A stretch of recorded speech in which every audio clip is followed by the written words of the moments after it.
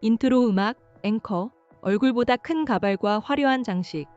중국 사극에서 튀어나온 듯한 고전 미녀 스타일이 2030세대 사이에서 SNS를 통해 이국적인 매력으로 폭발적인 인기를 얻고 있습니다. 한때 과장되고 촌스럽다는 평가를 받았던 이 스타일이 이제 상하이를 방문하면 꼭 해야 할 필수 코스로 자리매김했습니다.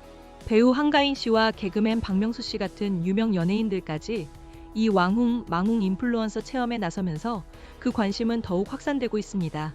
국가 이미지나 정치적 담론보다 개별 콘텐츠가 주는 감각적 즐거움과 실용적 가치를 우선시하는 소비 경향이 뚜렷해지고 있다는 분석입니다.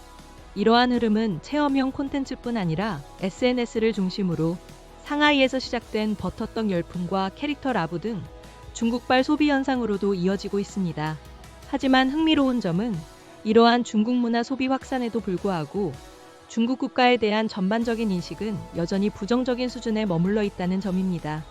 지난달 25일 발표된 한국 리서치 조사에 따르면 응답자의 다수는 중국을 여전히 권위주의적이고 위협적인 국가로 인식하고 있었습니다. 구체적으로 중국을 권위적이라고 답한 비율은 76%, 억압적이라는 응답은 73%에 달했습니다.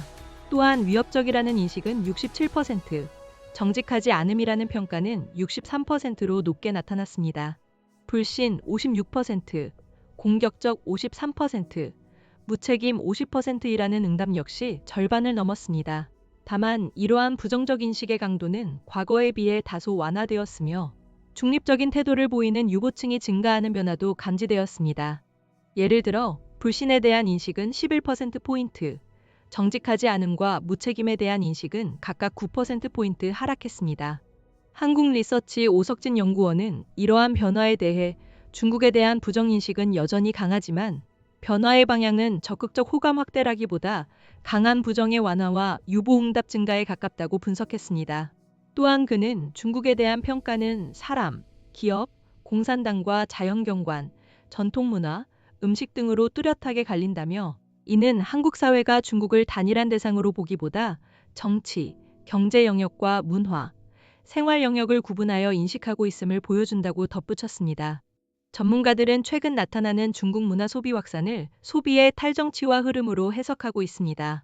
성균관대 유수민 중어중문학과 교수는 최근 MZ세대를 중심으로 나타나는 중국 문화 소비는 국가나 정치보다 콘텐츠 자체의 감각적 즐거움을 우선시하는 경향에서 비롯된다며 이들은 국가 이미지와 별개로 콘텐츠의 재미와 심미성을 독립적으로 평가한다고 설명했습니다. 이러한 인식 변화에는 인적 교류 확대가 영향을 미친 것으로 보입니다.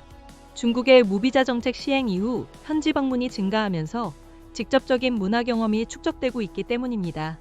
유 교수는 무비자 정책 이후 직접적인 방문과 문화 체험은 중국을 추상적 국가가 아닌 구체적인 삶의 공간으로 인식하게 만든다며 이 과정에서 감정적 반감이 완화되고 보다 실용적인 판단이 가능해질 수 있다고 진단했습니다.